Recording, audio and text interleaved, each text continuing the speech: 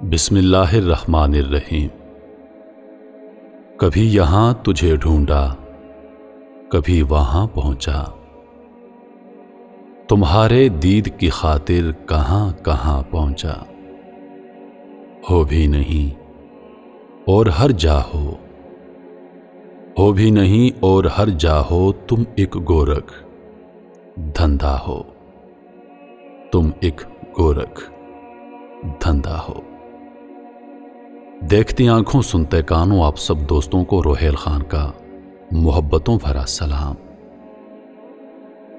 پیغمبر یوسف علیہ السلام، آخری حصہ۔ حضرت یوسف علیہ السلام نے جب بھائیوں سے عاجزی کی باتیں سنی تو برداشت نہ کر سکے کہ اپنے آپ کو چھپائیں، اور ساتھ ہی اللہ تعالیٰ کا حکم ہو چکا تھا کہ اے یوسف اپنے آپ کو ظاہر کر دیں۔ اب حضرت یوسف علیہ السلام نے ان کے کرتوتوں سے پردہ اٹھانا چاہا اور اس طرح مخاطب ہوئے۔ حضرت یوسف علیہ السلام نے کہا، تم کو وہ سلوک معلوم ہے جو تم نے یوسف اور اس کے بھائی کے ساتھ کیا تھا جب تم جہالت میں مبتلا تھے۔ یوسف علیہ السلام نے اپنے سر سے تاج اتارا اور فرمایا، تم نے اپنے بھائی یوسف کے ساتھ اور اس کے بھائی کے ساتھ کیا کیا؟ پہلی 2 دفعہ کی ملاقات میں بھی بعض بھائی محسوس کر چکے تھے۔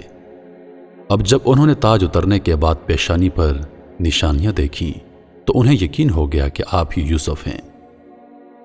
آپ علیہ السلام نے ایک پیالہ منگوایا اور اپنے ہاتھ پر رکھ کر انگلی سے ٹھونکا تو اس سے آواز آنے لگی۔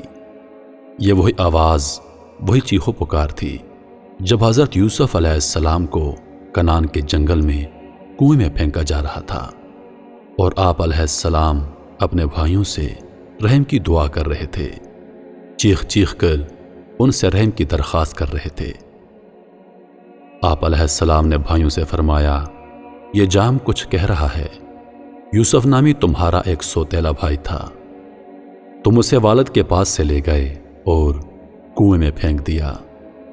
پھر آپ علیہ السلام نے انگلی ماری اور کان لگا کر فرمایا، یہ پیالہ کہہ رہا ہے کہ تم اس کے کرتے پر جھوٹا خون لگا کر باپ کے سامنے آئے اور کہا کہ آپ کے لڑکے کو بھیڑیے نے کھا لیا ہے۔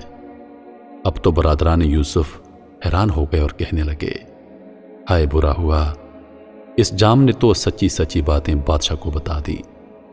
جب یہ اگلے واقعات سامنے آ گئے تو حضرت یوسف علیہ السلام کے بھائی حیران ہو گئے، اور جب یوسف علیہ السلام کو مالک نے سوداگر کے ہاتھ فروخت کیا تھا، اس وقت بھائیوں نے ایک خط عبرانی زبان میں مالک کو دیا تھا۔ وہ خط حضرت یوسف علیہ السلام کے پاس محفوظ تھا۔ وہ خط نکال کر دیا، یہ خط عبرانی زبان میں ہے، اس کو ذرا پڑھو۔ جب بھائیوں نے اس خط کو دیکھا تو حیران ہو گئے کہ یہ خط عزیز مصر کے پاس کیسے آ گیا۔ پھر اور زیادہ پریشانی اور شرمندگی ہوئی۔ ساتھ ہی حضرت یوسف علیہ السلام کو اپنے والدین، اپنے اہل و عیال کی پریشانی سے عاجزانہ، دردمندانہ درخواست اور نیازمندانہ طلب اور مجبور کن حالات بیان کیے تو حضرت یوسف علیہ السلام کا دل بھر آیا، ضبط نہ ہو سکا کہ اپنے آپ کو چھپاتے۔ آخرکار فرمانے لگے، کیوں جی، تم نے یوسف اور اس کے بھائی کے ساتھ کیا سلوک کیا تھا جب تم جاہل تھے؟ اب حیران پریشان شاہی دربار میں کھڑے ہیں۔ عزیز مصر سے باتیں ہو رہی ہیں کیونکہ حضرت یوسف علیہ السلام کا طرز و انداز کچھ دوسری طرح نظر آتا ہے، اور سمجھ گئے کہ کہیں یہ یوسف نہ ہوں، اس لیے کہنے لگے، کیا آپ واقعی یوسف ہیں؟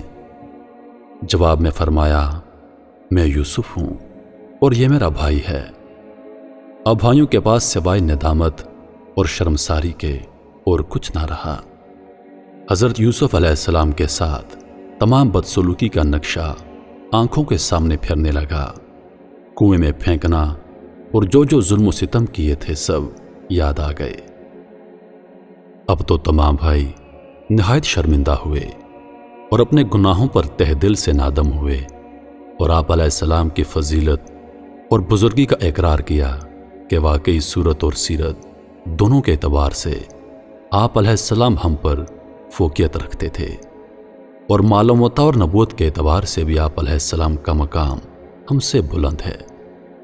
حضرت یوسف علیہ السلام اس موقع پر اپنے بھائیوں سے گلے لگ کر خوب روئے، اور بھائیوں نے شرمندگی سے سر نیچا کر دیا اور اپنی خطا کا اقرار کیا۔ حضرت یوسف علیہ السلام نے ان سب کو معاف کر دیا۔ حضرت یوسف علیہ السلام نے کہا، آج کے بعد یہ خطا کبھی یاد نہیں کراؤں گا، نہ کوئی ڈانٹ ٹپٹ کرنا چاہتا ہوں، نہ میں تم لوگوں پر الزام لگاتا ہوں، نہ تم پر ناراض ہوں گا، اور اللہ تعالیٰ سے تمہاری معافی کی دعا کرتا ہوں۔ یوسف علیہ السلام نے کہا، آج تم پر کوئی سختی نہیں، خدا تمہیں معاف کر دے، وہ سب رحم کرنے والوں سے زیادہ رحم کرنے والا ہے۔ حضرت یوسف علیہ السلام اور ان کے بھائیوں کو جو مسرت اور خوشی اس وقت حاصل ہوئی ہوگی، اس کا کیا ٹھکانہ ہوگا۔ اب حضرت یوسف علیہ السلام نے گھر کے حالات معلوم کیے۔ بھائیوں نے کہا، ابا جی آپ کے غم میں رو رو کر نابینا ہو گئے ہیں۔ یہ سن کر آپ علیہ السلام نے فرمایا، میری یہ قمیض دے جاؤ اور ابا جان کے چہرے پر ڈال دینا، انشاءاللہ ان کی بینائی لوٹ آئے گی۔ پھر تمام گھر والوں کو لے کر میرے پاس مصر میں آ جاؤ۔ ادھر یہ قافلہ مصر سے روانہ ہوا، ادھر اللہ تعالیٰ نے حضرت یوسف علیہ السلام کی خوشبو غمزدہ والد کو پہنچا دی۔ حضرت یعقوب علیہ السلام نے اس وقت موجود اولاد کو فرمانے لگے، مجھے یوسف علیہ السلام کی خوشبو آ رہی ہے، لیکن تم لوگ اعتبار نہ کرو گے۔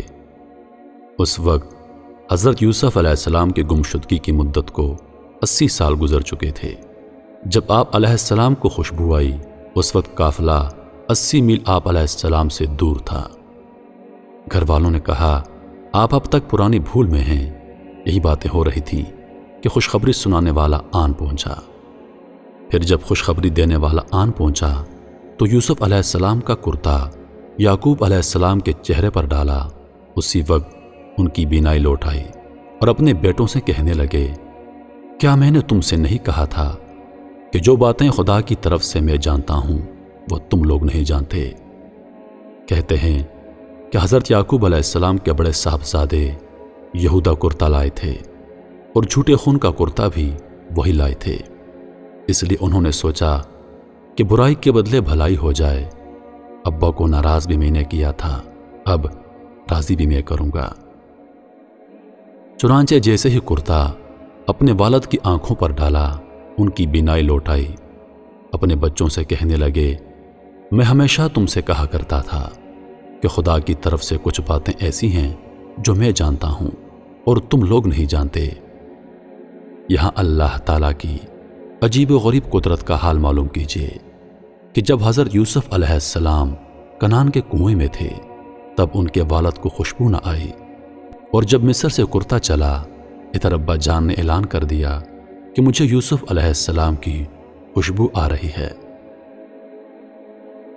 اب آپ علیہ السلام کے بیٹے اپنی خطا کا اقرار کر کے سخت نادم ہوئے اور سجدے میں گر پڑے اور ابا جی سے استغفار کرنے لگے۔ ابا جان نے جواب دیا، مجھے اس سے انکار نہیں، اور مجھے اپنے رب سے امید ہے کہ وہ تمہاری خطائیں معاف کر دے گا، کیونکہ وہ بخشش کرنے والا بڑا مہربان ہے۔ بیٹوں نے کہا، ابا جان ہمارے گناہوں کی بخشش طلب کیجیے، بے شک ہم ہی خطاوار تھے۔ والد صاحب نے جواب دیا، میں عنقریب اپنے رب سے بخشش کی دعا کروں گا، یقیناً وہ بڑا بخشنے والا نہایت ہی مہربان ہے۔ حضرت یعقوب علیہ السلام کی تمام اولاد چھوٹے بڑے سب مل کر 70 آدمی تھے۔ سب کے لیے سواریاں حضرت یوسف علیہ السلام نے بھیجی تھیں۔ سب سواریوں پر سوار ہو کر مصر کی طرف روانہ ہو گئے۔ حضرت یوسف علیہ السلام نے کنعان سے لے کر مصر تک ہر منزل پر ضیافت کا انتظام کیا ہوا تھا۔ جب یہ لوگ مصر کے قریب پہنچے تو یہودا نے ایک تیز رفتار سوار کو روانہ کیا کہ حضرت یوسف علیہ السلام کو والد کی آمد کی خبر دے دے۔ حضرت یوسف علیہ السلام نے مالک بن ریان کو بھی ان حضرات کی آمد کی اطلاع دی۔ مالک بن ریان اس سعادت مندی کے لیے بما حضرت یوسف علیہ السلام کے استقبال کے لیے روانہ ہو گیا۔ بادشاہ کے حکم سے تمام مصر کے لوگ استقبال کے لیے شہر سے باہر آ گئے۔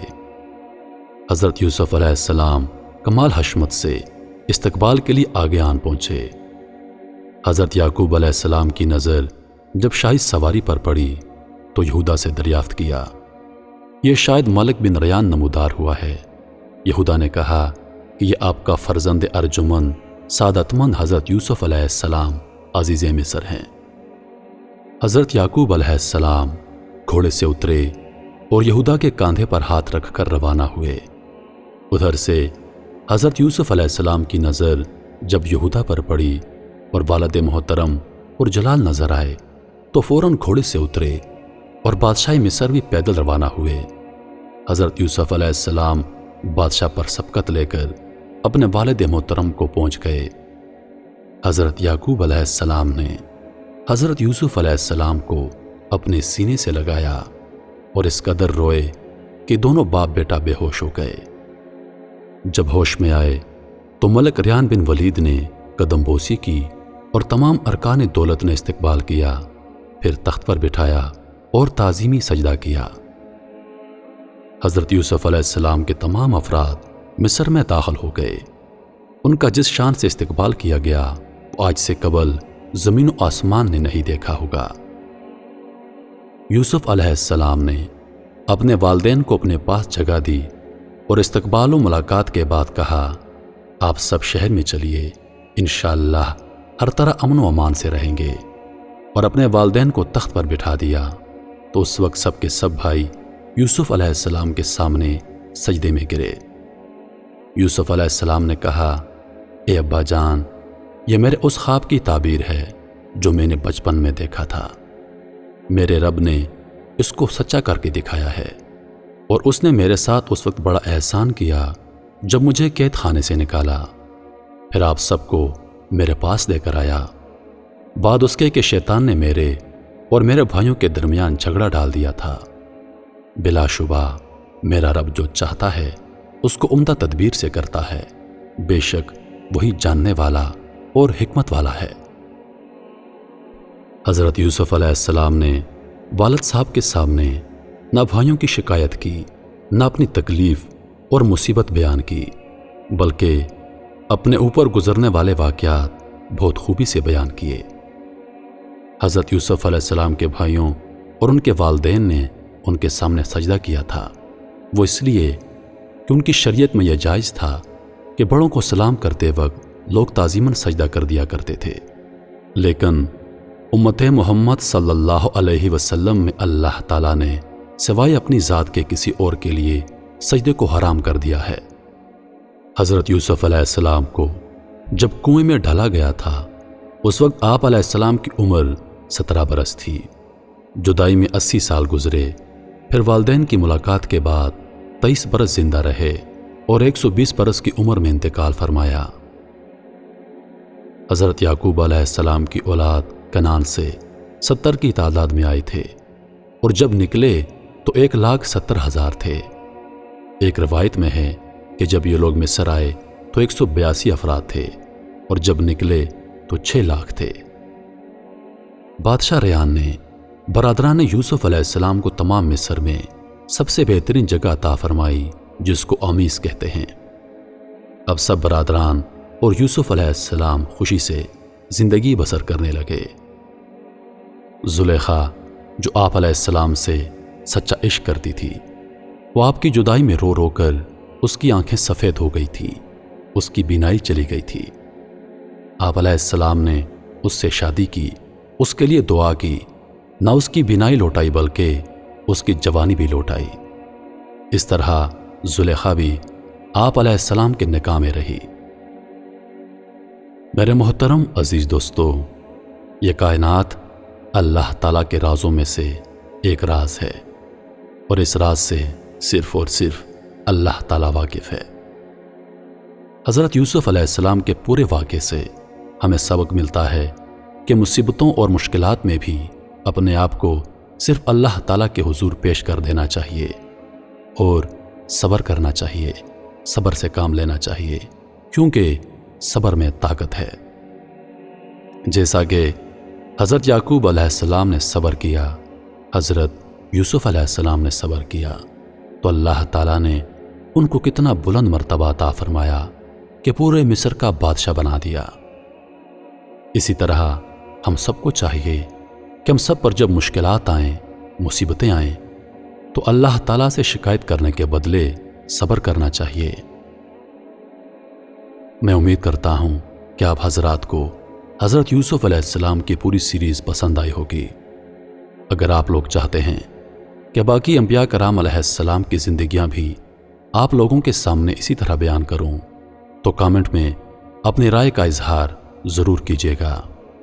مجھے دیجیے اجازت۔ سانسوں وفا کی تو اگلی بار ایک اور خوبصورت سی ویڈیو لے کر آپ کی خدمت میں حاضر ہوں گا۔ تب تک کے لیے خدا حافظ۔ اللہ پاک آپ سب کا حافظ و نگہبان۔ ہنستے رہیے اور ہمیشہ مسکراتے رہیے۔